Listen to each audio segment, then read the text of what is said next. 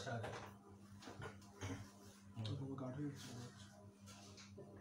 আরে ঢুকে না। জন্মসিদ্ধ ঠাকুর শ্রী শ্রী বালক ব্রহ্মচারী মহারাজের জয়। জন্মসিদ্ধ ঠাকুর শ্রী শ্রী বালক ব্রহ্মচারী মহারাজের জয়। রাম নারায়ণ রাম, রাম নারায়ণ রাম।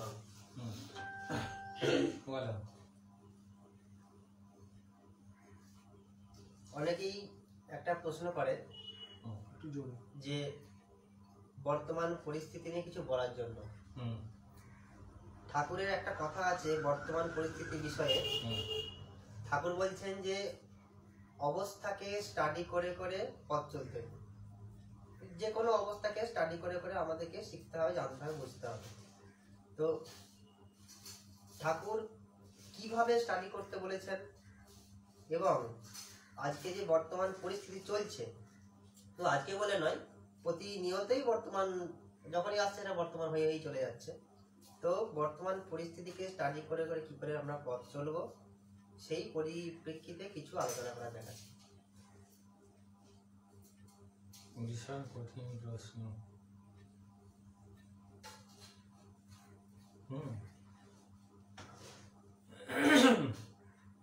বর্তমান তো পরের কথা, আগে নিজেকে স্টাডি করা দরকার।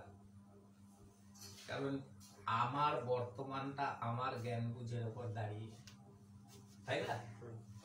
আমি কি বুঝছি, একটা অশিক্ষিত লোক, একটা অর্ধ শিক্ষিত লোক, আর একটা মানে পড়াশোনা জানা স্কলার লোক, তিনজনকে একটা পরিস্থিতিতে দাঁড় করিয়ে দাও, তিনজনের গ্রহণ ক্ষমতা তিন রকম হবে বর্তমানটাকে বোঝা। তাহলে সে যেভাবে বুঝছে সেইভাবেই তো স্টেপ নেবে, তাই না? তাহলে নিজের বুঝটাকে আগে বাড়াতে হবে, পরিস্থিতির গাম্ভীর্যটাই বুঝবো না। এই যে এখন যে আমরা পৃথিবীর যে এখন বর্তমান যে পরিস্থিতি চলছে, এই যে এইখানে আমরা যে দেখছি লোকের অ্যাওয়ারনেস করোনা সম্বন্ধে, কি কারোর মুখে মাস্ক নেই, কিছুই না, ঘুরে বেড়াচ্ছে নাম। কিন্তু এই যে ঠাকুরের জন্মোৎসবে দেখলাম ফালাকাটার দৃশ্য, যেরকম আগে নাম কীর্তন হতো সেরকমই হচ্ছে। আমি খারাপ বলছি না এটাকে, হ্যাঁ। তাহলে তাদের বর্তমান সম্বন্ধে তাদের একটা অন্যরকম ধারণা যে আমাদের কিছু হবে না, এই সম্মানার দরকার। আবার কিছু লোক ভয়ে সন্ত্রস্ত হয়ে ঘরে বসে আছে, একই পরিস্থিতি, তাই না? আবার কেউ কেউ ব্যালেন্স মেনটেন করে বেরোচ্ছে, হাতও ধুচ্ছে, মাস্কও করছে, সবই করছে। তাহলে আমাদের বর্তমানটা দাঁড়িয়ে আছে আমাদের জ্ঞান বুঝের উপর। সেই জন্য নিজের জ্ঞান বুঝটাকে আগে এমন করতে হবে যাতে আমি সেই পরিস্থিতির সঠিক সারাটা বুঝতে পারি, তখন তুমি ঠিক স্টেপ নিতে পারবে। কাজেই সবার জন্য যদি এক কথায় আমি উত্তর দিই যে বর্তমান পরিস্থিতি এই, তুমি এই করো, তাহলে যার যার যে যে অবস্থান সেই অনুযায়ী তাকে বলতে হবে। ঠাকুর কি বলছে, আমি তোমাদের পাত্র বুঝে বুঝে মাত্রা দিচ্ছি। তোমার অ্যাকসেপ্টেন্স ক্ষমতা, বললাম না যে তুমি তুলতে পারো 10 কেজি, তোমার দিয়ে দেওয়া হয়েছে 50 কেজি, তো ধার বেঁকে পড়ে থাকবে। তো সেই রকমই যে এখন তুমি চলবে তোমার ক্ষমতা অনুযায়ী, তুমি কতটুকু গ্রহণ করতে পারো, কতটুকু দিতে পারো। সমাজে দেওয়া নেওয়ার উপরে তো জীবন। তাহলে এই দেওয়া নেওয়াটা তোমার ক্ষমতা অনুযায়ী যখন সঠিক হবে, তখন বর্তমান পরিস্থিতির সাথে তোমার এই সম্মেলনটাও সঠিক হবে।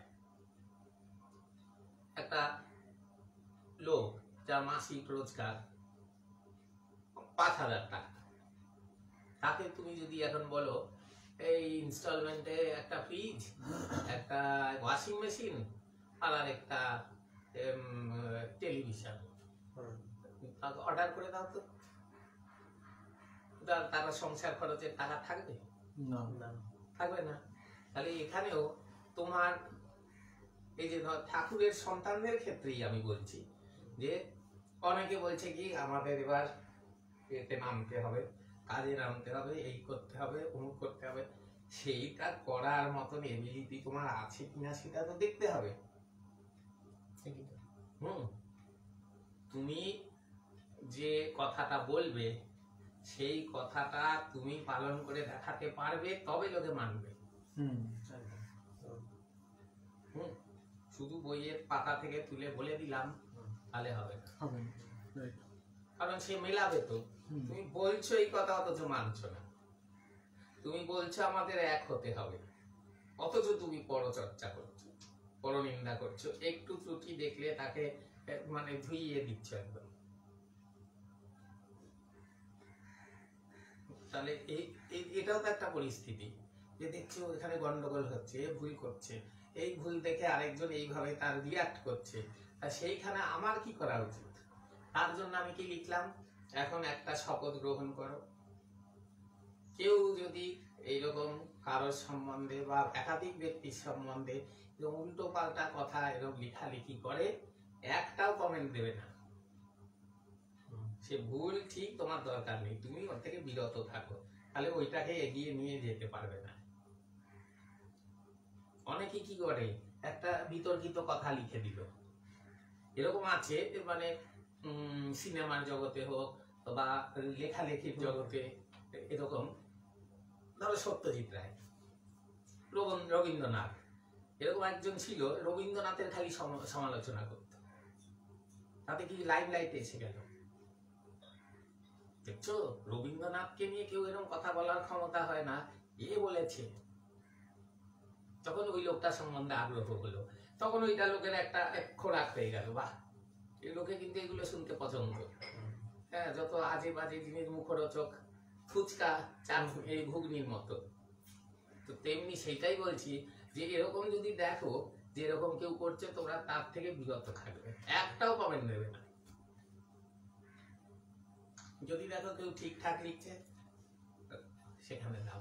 আর অনেকে আছে দেখি, কোন একটা আলোচনা হলো, এ হলো, রাম নারায়ণ রাম এই লিখে দিল, ওটাই তার সারা। আমি তাদের বলবো যে তারা যেন নিজেদের কথাও একটু লেখে, তাদের ওইটা দেখে কি মনে হচ্ছে, তাদের যদি অন্যরকম কিছু মনে হয়, আরো যদি কিছু বেশি ওর মধ্যে অ্যাড করা যায়, বা এমন কিছু পায় যেটা ওখান থেকে বাদ দেওয়া উচিত, সেগুলো বলা উচিত। আর বর্তমানে যেটা করা উচিত, সবার সবাইকে তুলে ধরার জন্য সাহায্য করা উচিত, একে অপরকে। যার মধ্যে কম দেখছো তাকে সাপোর্ট দাও, বুঝতে পারলে? শুধু তত্ত্বেই নয়, যেভাবে হোক। কারোর আর্থিক ক্ষমতা বেশি, কারোর কায়িক ক্ষমতা বেশি, কারোর এই জ্ঞানটা বেশি, সবাই তো সব পারে না। তো তোমার পক্ষে কাউকে যেটা দেওয়া সম্ভব, তার গড়ে ওঠার পক্ষে সাহায্যকারী, সেইটাই করো। সেটাই হলো ওই স্টাডি করে করে চলা, বুঝে বুঝে চলা। ঠাকুর বলেছেন পরিষ্কার যে তোমার যদি ক্ষমতা থাকে, তাহলে নিজেকে দেখে, পরিবারকে দেখবে, তাকে দেখে আত্মীয় দেখবে, তারপরে পরিজনকে দেখবে, প্রতিবেশীকে দেখবে, এইভাবে নিজের হাতটা বাড়িয়ে যাবে। কিন্তু এই মানসিকতাটা নেই, করতে হবে এটা। এই যে ভাবছি, আমরা ভাবি না যে কি হবে আজকে যদি ওকে দেখি, আমার ভবিষ্যৎ কে দেখবে। এদিকে মুখে বলছি আমার ঠাকুরই সব, ঠাকুরের উপর ছেড়ে দিয়েছি, তিনি দেখবেন। না, ছেড়ে দাওনি। ছেড়ে যদি দিতে তাহলে এই চিন্তাটা আসতো না। কিন্তু ঠাকুরের এরকম শিষ্য ছিল, নিজের না দেখে, ছেলে মেয়ের না দেখে লোককে দিয়ে গেছে,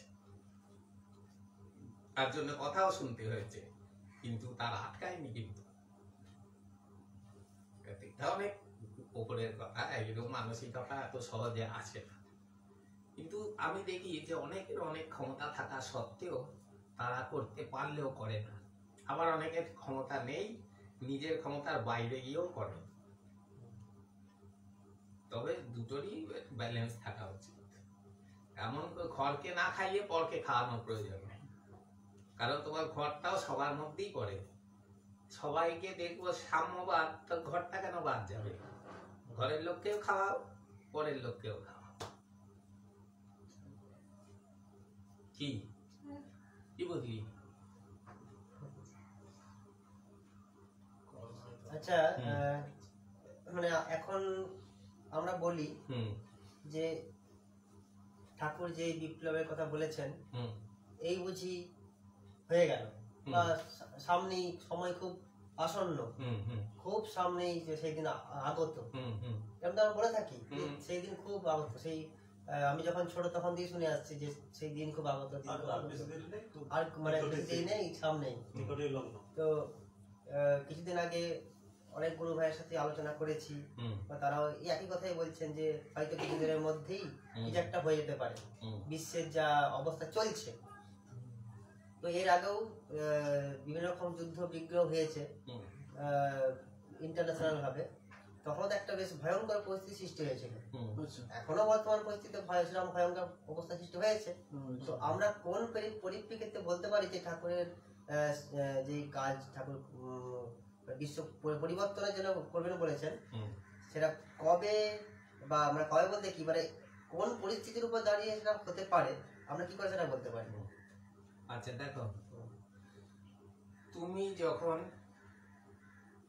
স্কুলে ভর্তি হলে তখন থেকেই কিন্তু তোমার ফাইনালের জন্য প্রস্তুতি শুরু হয়ে গেল।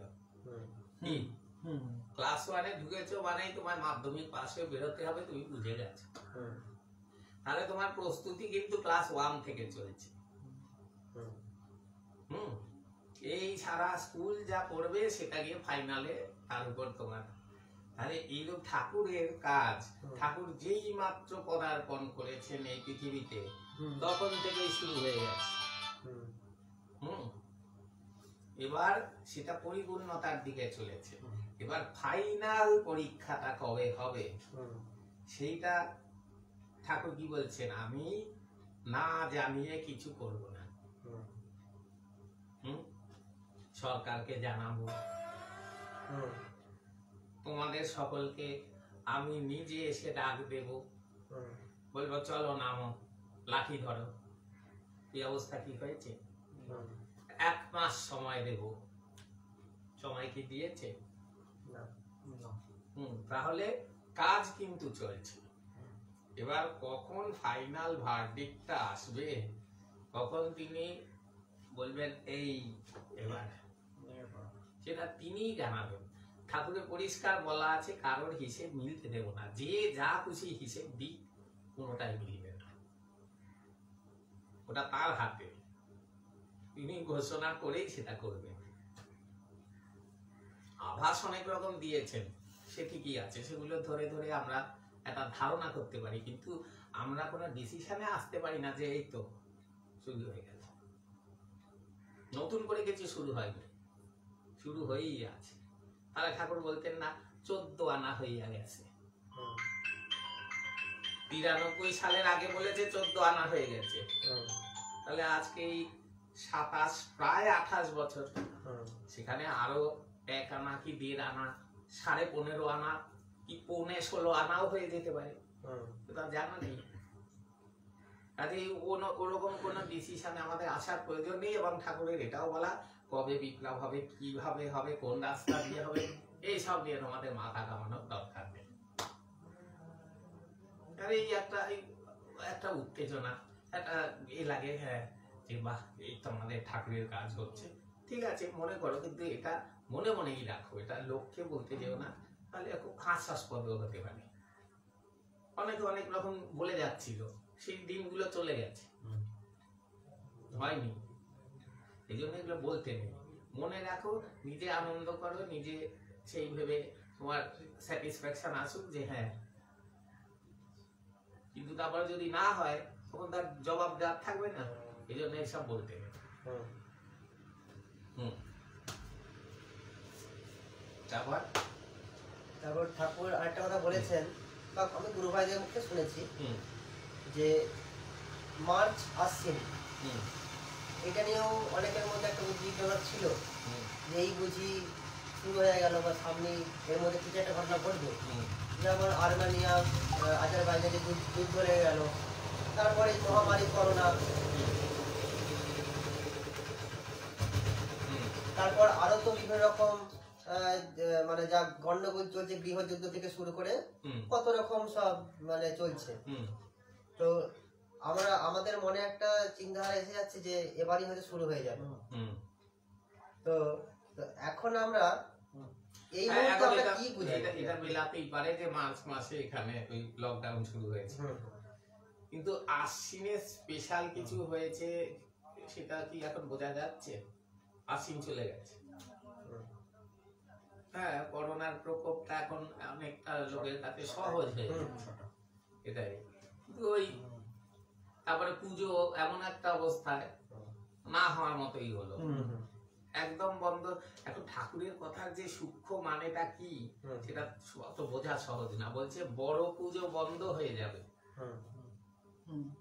এখন বড় পুজো বলতে কি, কোনো একটা বিশেষ পুজো, ধর দুর্গা পুজো একটা বড় পুজো, এবার এই দুর্গা পুজোর মধ্যে যেগুলো খুব নাম করা পুজো, হ্যাঁ, যেমন একডালিয়া, যেমন বাগবাজার, মোহাম্মদ আলী পার্ক বা এরকম অনেক আছে। তো এইগুলোর একটা কোনো কি বন্ধ হয়ে গেছে? দেশপ্রিয় বাকের পুজো বা এরকম অনেক বড় বড় পুজো আছে, তো সেই অর্থে বলেছেন নাকি? হ্যাঁ,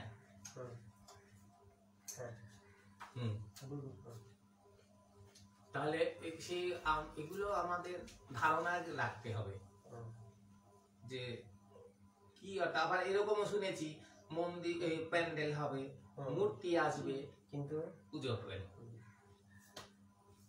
আমি ব্যক্তিগতভাবে এগুলো নিয়ে এত মানে চিন্তা করি না, কারণ এগুলো আমার ভেবে কিছু বদলাবে না, না ভাবলেও কিছু বদলাবে না। আমি তো এগুলো করব না, করবেন ঠাকুর। তিনি যখন সময় মনে করবেন তিনি করবেন। আমার কাজ হলো, আমার গুরু দক্ষিণা কি চেয়েছে, নিজেকে সুন্দর করে দেব। এটা করার জন্য যা যা করা দরকার সেগুলো করতে হবে। গুরু ভাই বোনদের সাথে সদ্ভাব রাখতে হবে, সবার সাথেই সদ্ভাব রাখতে হবে।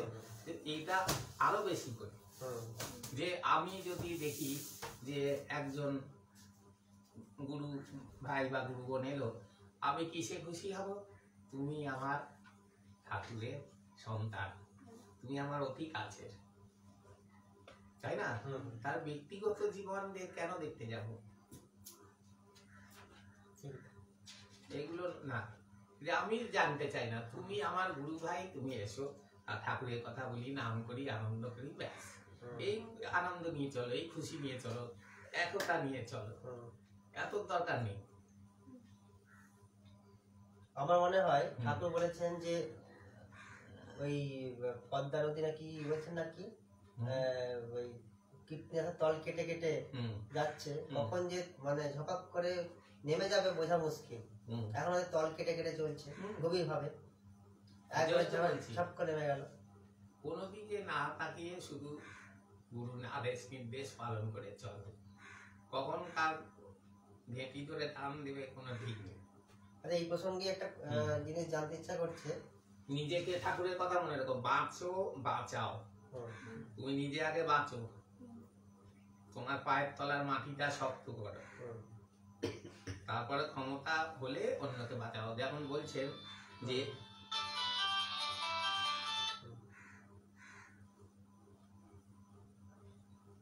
কথা বলো,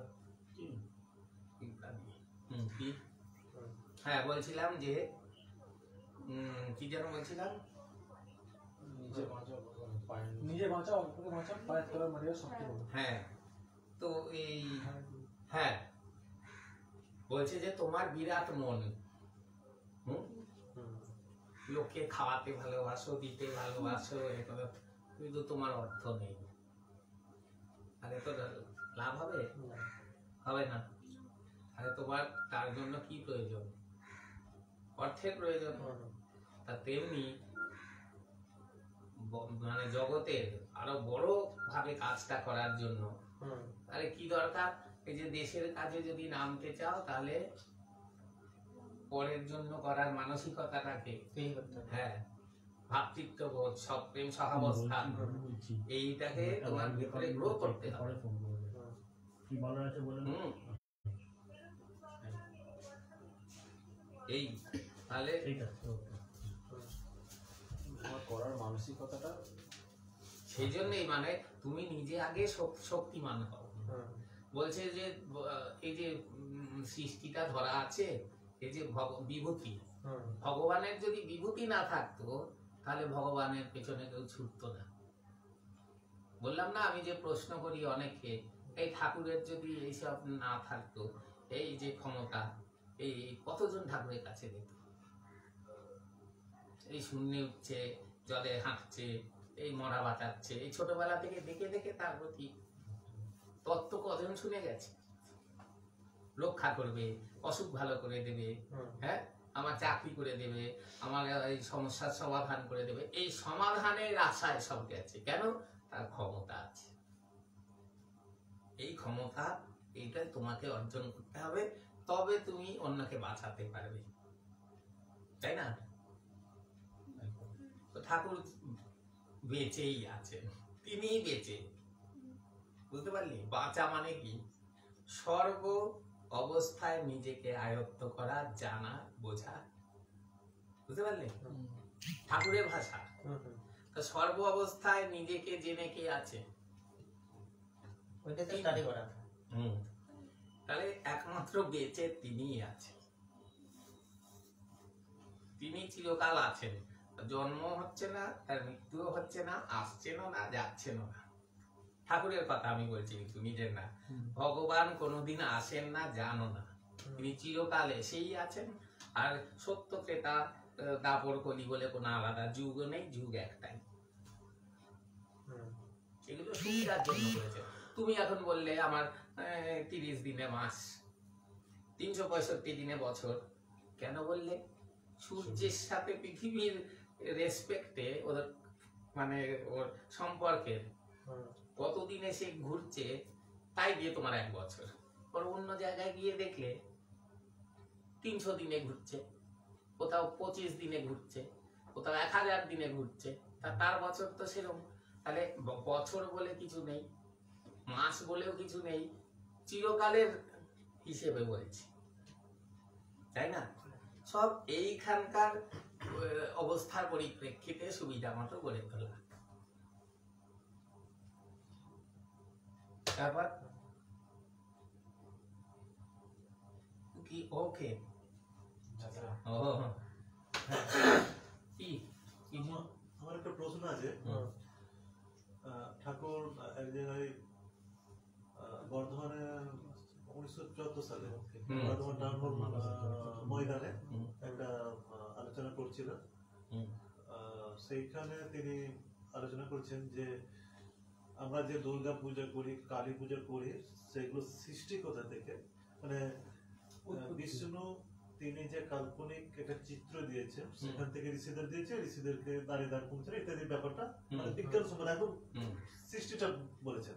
সেই সঙ্গে ওইখানেই বলেছেন যে এই যে মানুষ মারা গেলে ঘাট সাধু শান্তি করা হচ্ছে, এরও বিজ্ঞান ভিত্তিক একটা আলোচনা আছে। কিন্তু ওইটাই বলেন, কিন্তু আলোচনাটা কি বিজ্ঞান, প্রকৃত বিজ্ঞানসম্মত ব্যাখ্যাটা কি, সেটা কিন্তু ওখানে বলা যায়। এটা যদি জানা থাকে একটু আলোচনা মানে ঘাট সাধু শান্তির বিজ্ঞান ভিত্তিক। প্রথম কথা, ঠাকুর বলছেন এত বছর ধরে যেটা চলে আসছে সেটা পুরোপুরি মিথ্যার উপর দাঁড়িয়ে থাকতে পারে না, অতিরঞ্জন হতে পারে। মানে এক্সাজারেশন, যেটা ঘটেছে তাকে বাড়িয়ে বলল, কিন্তু পুরোপুরিটাই মিথ্যা নয়। এই যে এটা চিন্তা করো যে ঠাকুর বলছে ধর একটা ইঁদুর মানুষের বা ছুঁচো মানুষের পাশ দিয়ে দৌড়াইয়া গেল, কেন? বডির হিটটা নেওয়ার জন্য, তাতে তার বাচ্চা হয়। ঠাকুরের কথায় আছে। তাহলে এই যে হিট, এটা ওর বাচ্চা হতে সাহায্য করলো, যেমন মুরগির ডিমে তা দিয়ে, বলো তো? তাহলে তাপ ফুটিয়ে তুলতে সাহায্য করে। শক্ত আলু তাপ দিলে সিদ্ধ আলু নরম হয়ে গেল।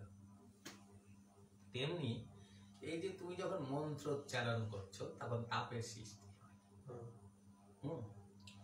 সেই তাপ তখন ওই একটা ফোর্স দেয়। তাহলে ঠাকুর বীজ মন্ত্র দিলেন কেন? ওই তাপ ডিম ফোটানোর জন্য, চৈতন্যের সেলগুলো ফুটে ফুটে উঠবে সব।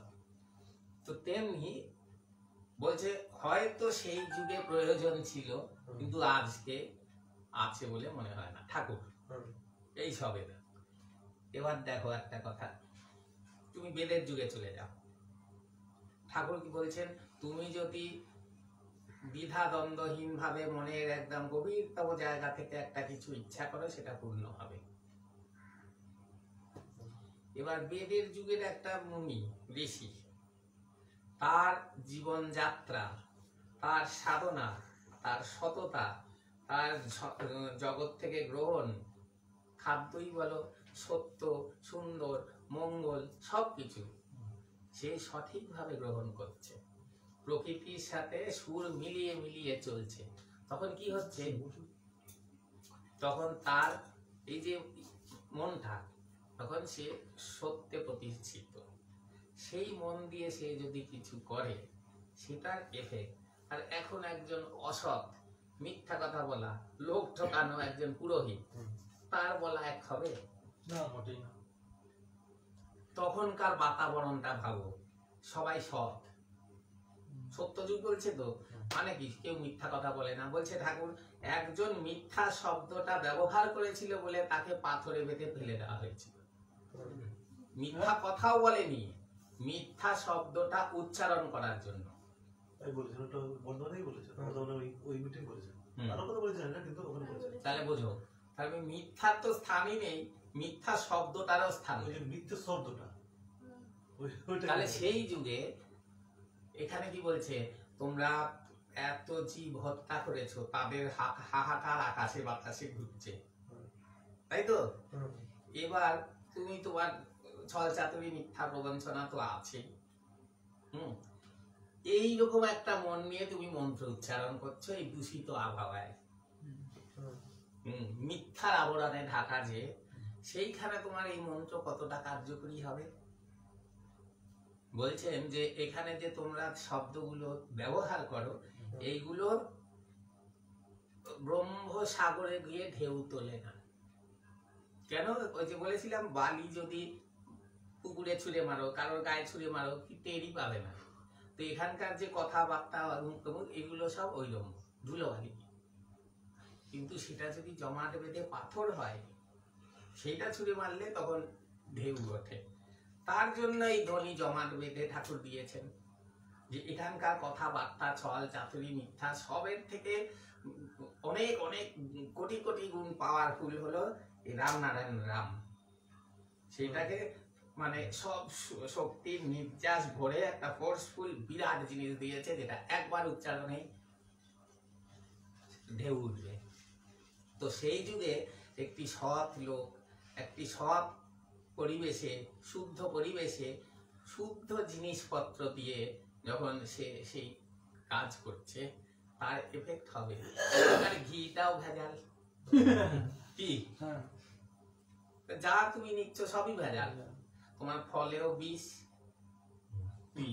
চালেও বিষ, সবজিতেও বিষ। তো ঠাকুরের আরেকটা কথা আছে, ধরো বংশ পরম্পরায় যদি একটা পাথরে শুদ্ধভাবে জাগ্রত মন্ত্রে সাধনা করা হয়, ওই ঠাকুর এই পাথর সাড়া দেবে। বুঝতে পারলি? তাহলে প্রথমত ওই বংশটা শুদ্ধ হতে হবে, তার ব্লাড লাইনের মধ্যে শুদ্ধতা থাকতে হবে। ঠাকুর কোথায় এসছে দেখো, বৈদিক বাড়ি। কেন?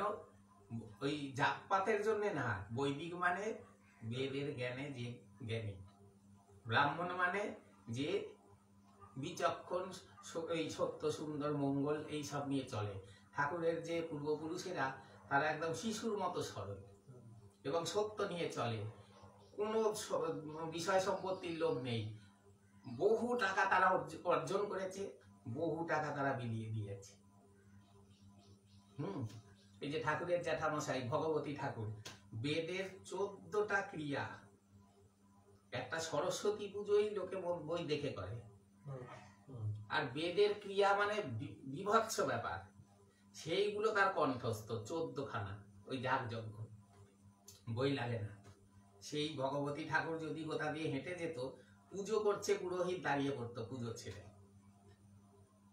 তো সেই রকম সৎ সুন্দর একটা জায়গা, যে মানে ব্রাহ্মণ মানে তাই, একটা দাসও ব্রাহ্মণ হতে পারে, একটা সাহাও ব্রাহ্মণ হতে পারে, একটা শূদ্র, এ যাই বলো, ব্রাহ্মণত্বটা চরিত্র দিয়ে হয়, পদবি দিয়ে হয় না। এবার এই রকম চরিত্র নিয়ে যারা বিরাজ করত তারাই ছিল ব্রাহ্মণ, এবং তাদের চরিত্রের গুণ নিয়ে সেই বংশে এসেছে যারা, তারাই কিন্তু এখন তার সেই গুণ দিয়ে ব্রাহ্মণ হয় না, এখন পদবি দিয়ে ব্রাহ্মণ। দেখা যাচ্ছে মিথ্যা, ছল, চাতুরি, চিটিংবাজি সব করছে ব্রাহ্মণ। আবার দেখা যাচ্ছে দাস, সে একেবারে পরম বৈষ্ণবের মতন, মানে বৈষ্ণব মানে তিলক কাটা, ওই বৈষ্ণব বলছি না, বৈষ্ণব তো একটা গুণ। এখানে এখন সব নামটাই রয়ে গেছে, গুণটা চলে গেছে। কি যেন প্রশ্নটা ছিল সেই ভুলে গেছি। সাধ্য শান্তির হ্যাঁ, হ্যাঁ, বিজ্ঞান সম্মত তো তাই, তাহলে এই যে বললাম যে মন্ত্রের ফোর্স আছে, এই মন্ত্র এগিয়ে নিয়ে যায় ঠেলা দিয়ে, কিন্তু সেইটা এখন কি করে হবে? এই যে বললাম, সেই গুণগুলো চরিত্রেই তো নেই। কিন্তু তখনই কি আমাদের প্রয়োজন ছিল? তখন তো একটা মানুষের সারা জীবনে যেমন কর্ম করবে, তার উপর তো সে তার সে রেজাল্টটা নিয়ে সে তো যাবে। বলছি, তখন কি আমরা তাকে সাপোর্ট করতে পারি তার মৃত্যুর পর? ঠাকুর কি বলছেন? তুমি কারোর হাহুতাশ করিও না, বলেছে তো। তার মানে কি,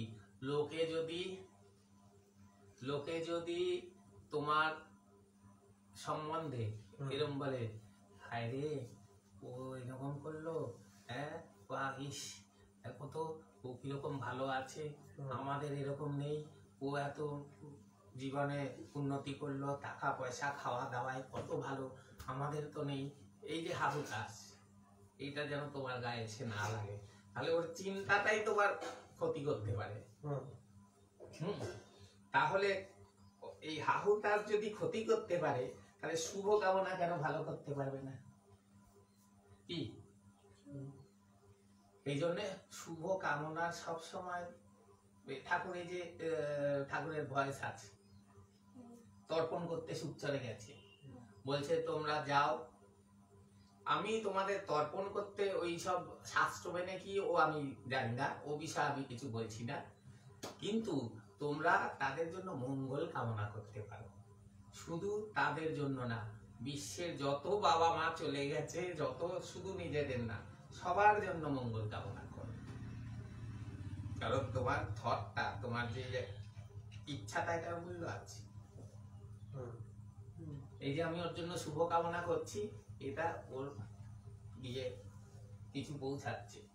এই যে বলছে তুমি সূর্য চিন্তা করলে তোমার মনের কিছুটা সূর্যে চলে গেল, তাহলে এই যে আমি ওর ভালো চিন্তা করলাম, আমার মনের কিছুটা ওর ভালো কাজে চলে গেল, তাই তো?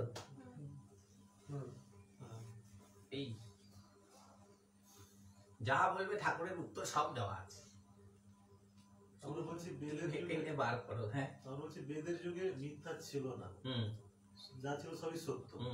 এই কথা কি করে বলা যাবে? মানে অন্ধকার না থাকলে আলো কথা বলতে পারি না। না না, মিথ্যা আর অন্ধকার আলাদা।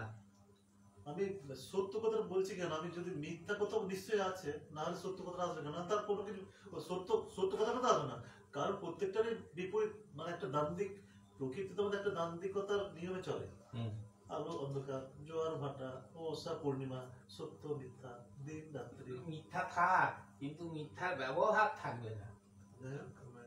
মানে কি, আমি এখন বললাম সীতারাম গায়েন খুব লোমশ ব্যক্তি,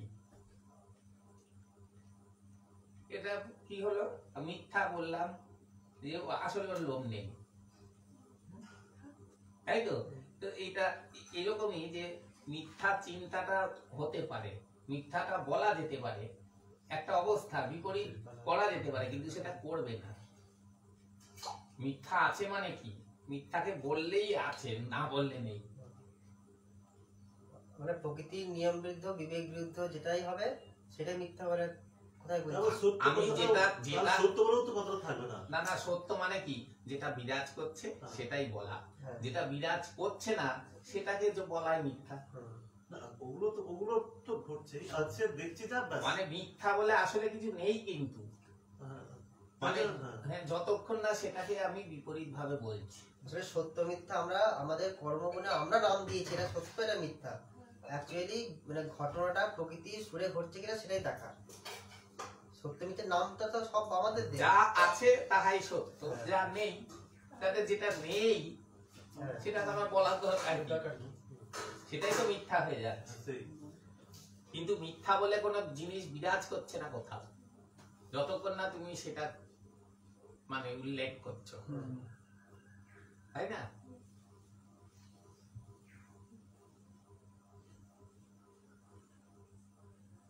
এমনি যদি বলি যে এতগুলো আছে, তো এই রাগ আছে, হুম। খুশি আছে, আনন্দ আছে, দুঃখ আছে, কোথায় আছে? রাগ কই? আমি যদি না রাগি, রাগ আছে? রাগ বলে জিনিসটা সেটা কোথায় বিরাজ করছে, যদি সেটাকে আমি ব্যক্ত না করি?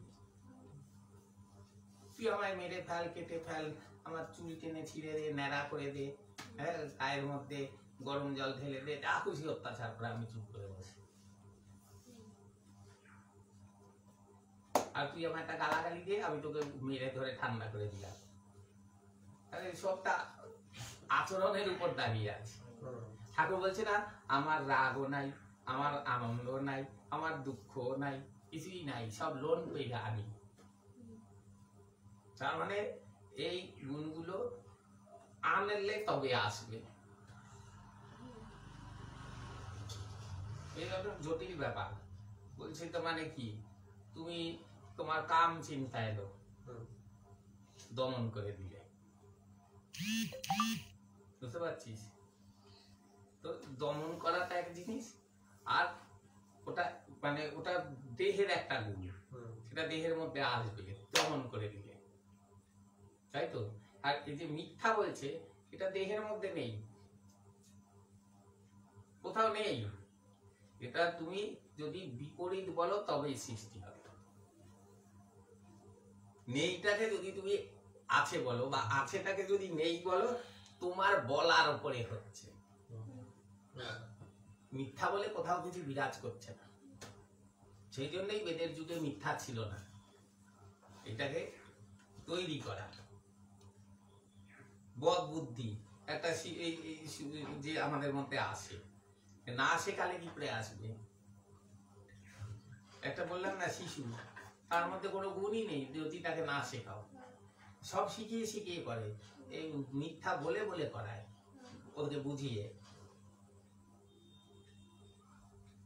বুঝতে পারলি? এই যে আমাদের ছেলেমেয়েরা তৈরি হয় বলে 5 বছরের মধ্যে ওদের কিন্তু চারিত্রিক গঠন হয়ে যায়। দেখছে বাবা মা কি বলে, দেখছে মিথ্যা কথা বললো।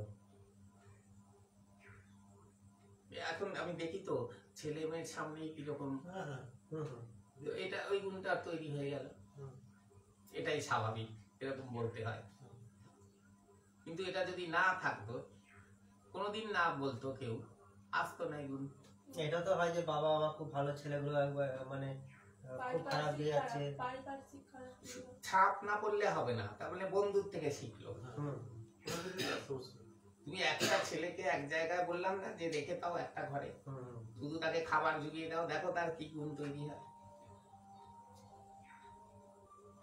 এটি জড় বস্তু হবে, হুম। কাউকে দেখে না, কথা বলতে জানে না, হুম। অক্ষর পরিচয় নেই, কোনো জিনিস দেখে না, শুধু আকাশ দেখে। আরে কি করে তার কিছু তৈরি হবে? না। ছাপ না পড়লে কিছু হয় না। এই ইন্দ্রিয়গুলো যে দেওয়া আছে সেগুলো সব আহরণ করার জন্য, সেইটাকে নিয়ে মন তখন একটা ছাপ তৈরি করে আমার চরিত্র গঠন হয়। আচ্ছা, যদি কে এরকম করে হুম। যে ধরো একটা বাচ্চা ছেলে জন্ম দিল কেউ, হুম। তারপর তাকে একটা ঘরের মধ্যে ঢুকিয়ে দেওয়া হলো, হুম। তাকে খাওয়া শেখানো হলো, হুম। আর তাকে সে প্রথম থেকেই রাম নারায়ণ রাম কৃষ্ণ এইটা বলে যাবে, এটা তো শেখানো হলো, আর কিছু তাকে শেখানো হলো না। তাহলে তার কথাই নেই। সে জন্ম থেকে ওই খাচ্ছে আর রাম নারায়ণ এটাই সে বলে যাচ্ছে। হ্যাঁ, তার ঠাকুর কি বলেছে? মহাকাশের স্বরগ্রাম। এখানে যেমন অ কথা, তাহলে তেমনি এই বিশ্বের সৃষ্টির যে অ ক খ ওইটা যদিও করে ওর ভেতরে স্ফুরণ হবে না, মানে তাকে আলাদা করে বাহ্যিক দিকতে না। যা দরকার হবে না। না, কারণ সে আসল জিনিসটাই করছে। এত পেঁচিয়ে ঘুরিয়ে আমরা এরকম করে যেটা নাম ধরছি, ও স্ট্রেট ধরে বললো রাম নারায়ণ রাম, এই ছাড়া আর কিছু বলে না। ওর কোনো কুবাক্য নেই, কুচিন্তা নেই, কুকর্ম নেই, কিছু শুধুই ভালো। জানে না তো কিছু। আর দেখতে হবে তুবড়ির মতন। আচ্ছা, এখানে একটা কথা আছে আমার, তাহলে ঠাকুর বলেছেন যে তোমার যে আগে যে জন্মের যে পাপ তাপ যেসব কিছু আছে, তো তার কি প্রভাব তখন তার জীবনে পড়বে? সেগুলো তো কেটে যাবে, কারণ আমাদের কি হচ্ছে, তো বলছে ঠাকুর তোমাদের আগেরটা আছে প্লাস এখানে অ্যাড হচ্ছে। আবার অ্যাড হচ্ছে, ওর সে অ্যাডটা হবে না। হ্যাঁ, ওর তো অ্যাড হবেই না, শুধু ক্ষয় হবে। না, সেটা বলছি না। এই ধরুন একটা বাচ্চা যখন ওর মধ্যে ঢুকে গেল, বা প্রথম সে এখানকার বাচ্চা কিছু জানে না, তো ওইটা ছাড়া সে কিচ্ছু জানে না। না, কিন্তু আগের জন্মের যে ওইটাই তো বলছি, এই যে যে বলছে হ্যাঁ। তাতে ওর শুধু কাটতেই থাকে। সেটাই কাণ্ড, কিন্তু তার সেই গুণটা কি তার মধ্যে বাচ্চা তো থাকবে না, থাকবে না? ছল চাতুরি তার সেই চিন্তাটা কি তার মধ্যে রয়ে যাবে না, রয়ে যাবে না? আগে আগেরটা বিকশিত হওয়ার কোনো সুযোগই পেল না, কারণ কারোর সাথে তো ইন্টারাকশনই হচ্ছে না। ছলটা করবে কার সাথে, মিথ্যাটা বলবে কাকে, রাগটা দেখাবে কাকে? ওখানেই ও নষ্ট হয়ে যাচ্ছে। ওখানে সব শেড নষ্ট হবে। নাম করবে এই যে মৌন বললাম না, মৌন নেয় কেন সাধুরা? যাতে ভুল কথা না বলতে হয়। লোকে প্রশ্ন করবে, লোকে গালাগালি দিতে পারে, রাগ করে ফেললাম, মিথ্যা কথা বলে ফেললাম, এইসব কোনো চান্সই নেই। চুপ, শব্দ বন্ধ হয়ে গেল, এই শব্দ করো, ওইটাও ক্ষয় হবে। এর জন্য চিন্তারও ক্ষয় করতে হয়। তার জন্য ঠাকুর বলেছে সারাক্ষণ স্মরণ মননে থাকবে। গুরু বিরাট শক্তির সাথে স্মরণ এর যোগাযোগ আছে, এটা সারাক্ষণ স্মরণে রাখবে। তাহলে কি হবে, আজে বাজে স্মরণগুলো ক্ষয় হতে থাকবে। কিন্তু সেটা হয় না, কারণ আমরা চর্চায় থাকি না। তত্ত্ব চর্চা, নাম চর্চা, গুরু স্মরণের চর্চা, জপ, এগুলোর মধ্যে যত বেশি থাকবে তত ক্ষয় হবে। এগুলো তো এই জীবনের এত ওঠা পড়ার জন্য লোকে এত অশান্তি এসব বোঝে না, মন মানসিকতাও তৈরি হয় না। এর জন্য সঙ্গত করতে হয়, এর জন্য এই আলোচনায় থাকতে হয়, এই জন্য নামে যাবে, ভালো না লাগলেও বসতে হয়। কারণ যতক্ষণ না ওইটা তোমার কেটে কেটে নষ্ট হচ্ছে, ততক্ষণ ওইটা ভালো জিনিসটা গজাবে না। তাই তুমি বোঝো না বোঝো, তোমার ভালো কথা শুনতে হবে, ভালো চর্চায় থাকতে হবে, নামে জপে সবেতে থাকতে হবে। তখন তোমার অজান্তে ওগুলো ক্ষয় হয়ে ভেতরে শুদ্ধ সত্তাটা বেরোতে থাকবে। এই জন্যই বলেছে বুঝে না বুঝে, মন বসুক না বসুক, ভালো লাগুক না লাগুক, করার জন্যে করবে। কারণ বুঝিয়ে বুঝিয়ে করতে গেলে আর কাজ হবে না, ঠাকুরের কথা। এখন এরা বোঝে না বলে করে না, বেশিরভাগ। কেউ করে না নয়, করে। এখন অনেকেই করে, ঠেলায় করে কেউ করে। যেমন একটা বিরাট মিছিল যাচ্ছে, হাজার হাজার লোক, দেখা গেল মাটিতে পাই পড়ছে না, এগিয়ে চলছে লোকের চাপে, বুঝলি? এই তো এরকম লোক যাচ্ছে, তো গায়ে গায়ে এই শূন্যে উঠে আছে, লোকের ঠেলায় ঠেলায় চলে গেল, হাঁটারই সুযোগ পেল না, এত চাপ। তাহলে তেমনি যে তুমি এই সব গুরু ঠাকুরের সন্তানরা এরা মিলে এমন সুরে আছে, একতায় আছে, নামে জপে তত্ত্বে আছে, যারা করছে না ওই ঠেলায় তারাও চলে।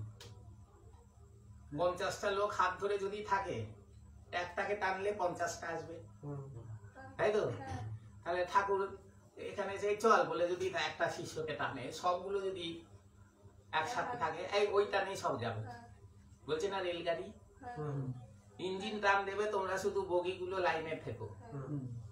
সেই বগিগুলোকে তো একটার সাথে একটা লেগে থাকতে হয়, তাই না? আরে ঠাকুর এই জন্যই বলছে তোমরা এক দলার, পিঁপড়ের দলার মতো থাকবে। প্রত্যেকটাকে এসে এসে এই চল, এই চল, এই চল করবে, একটা এরকম পুটলি ধরে নিয়ে চলে যাবে একসাথে। সবাই সবার শক্তির ফলটা পাবে, সবাই সবাইকে সাহায্য করে সবাই মিলে একসাথে থাকলে গো গল্প ছোটবেলায় পড়েছো তো, একটা কাঠি মট করে ভাঙে আর এতগুলো একসাথে থাকলে আর ভাঙে না। তো এখানে সব আলাদা আলাদা থেকে আলাদা চিন্তা আলাদা বুদ্ধি, এইসবের জন্য এই এক হয়ে থাকো, দেখবে শর্ট করে যাবে। যতক্ষণ না এক হবে ততক্ষণ সারাও পাবে না,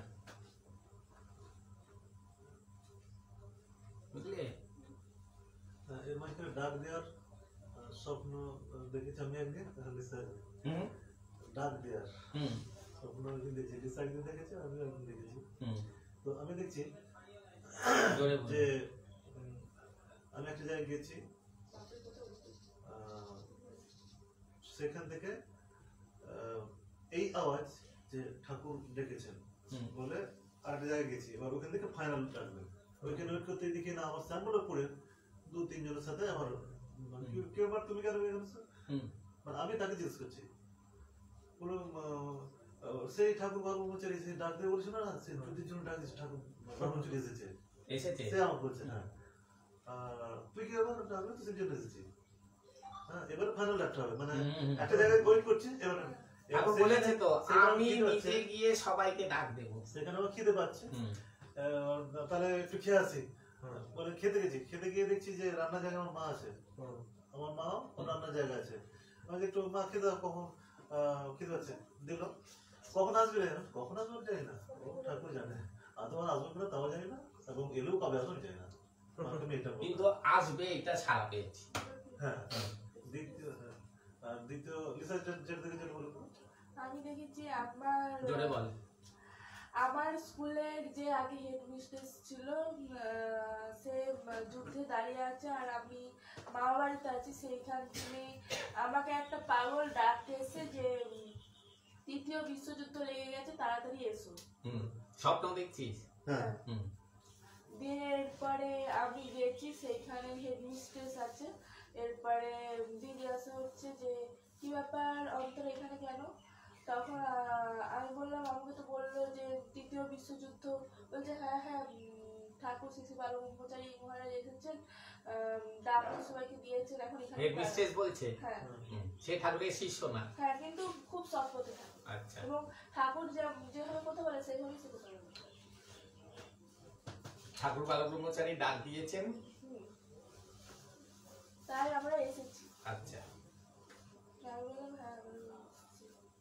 হ্যাঁ, সেই তো এইগুলো এখন লোককে বললে হাসি ঠাট্টা করতে পারে, টিটকিরি দিতে পারে, দরকার নেই।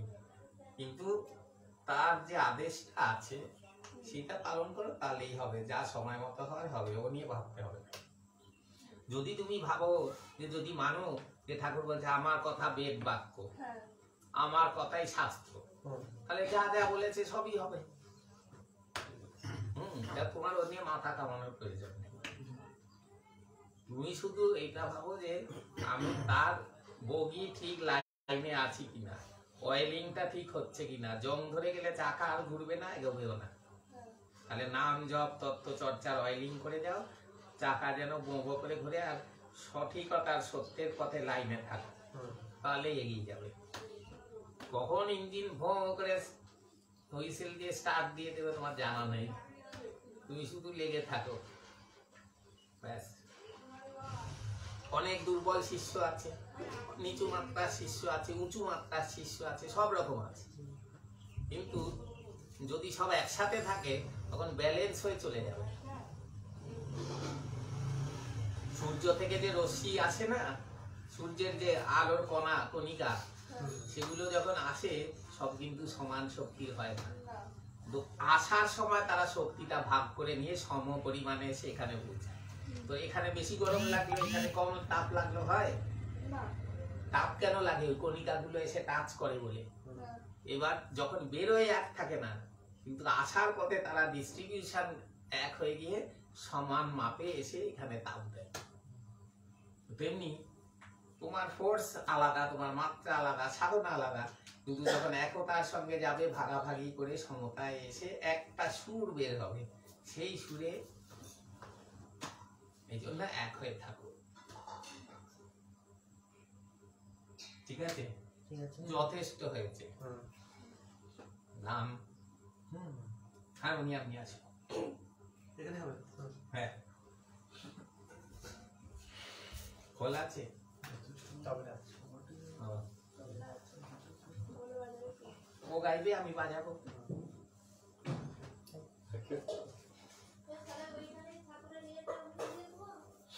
দেখতে হবে। না বলে দাও। কেন আনুক না, কোথায় রাখবি? ছবি ছবি আমায় না, এই গাইবে। আস্তে হ্যাঁ, তবলাটা নিয়ে আসো।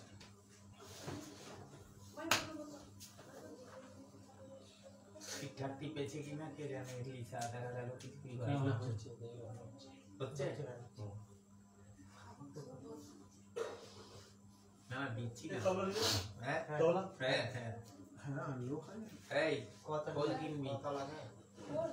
খোল স্যাম্পল করে আছে। শ্যামবল্লভপুরে থাক, তোর বাড়িতে তো নেই। আমার বাড়িতে বাজাবে নাকি? এরা এসে কবে আসবে তার জন্যই রাখবি। ওরা তো আছে মানে খেতে আসবে হ্যাঁ, এলে খেতে আসে। সবসময় কি খাওয়া সবাই। হুম, এই টিকটিকি, হ্যাঁ, এখন চলে যাবে। এই গৌতমে যায়। দেখে যাবে। হুম,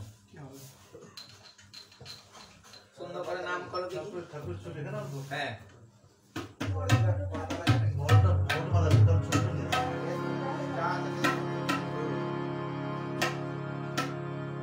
আমি এটা খুলো কাগজ থেকে। ঠাকুরের ফটো রেখে রাখ।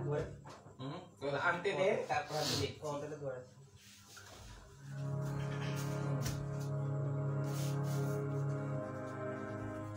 এইটা আছে। ওই তো বড় খুলতে হবে। দেখি দেখি, না না না, এটাই এটাই এটাই দে না।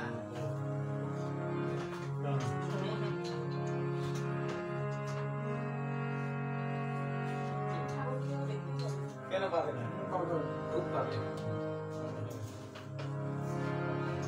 বাহ, এখন যে খাবার যে ঠাকুর সামনে দেওয়া, তাহলে ওইখানে দেওয়া হচ্ছে। হুম, হুম। হাতুড়ি আছে, হ্যাঁ, শুরু আছে। এইটা বেশি হয়ে গেছে। হ্যাঁ, এইটা বেশি ও চেপে যাবে। গলা ফুলে গাইবে, মিন মিন করে করবে।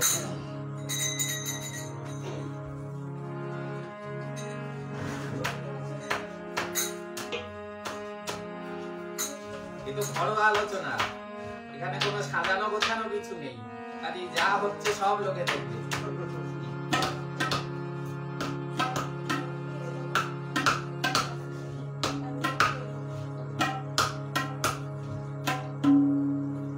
ঘুমটা শুয়ে আছে। কর।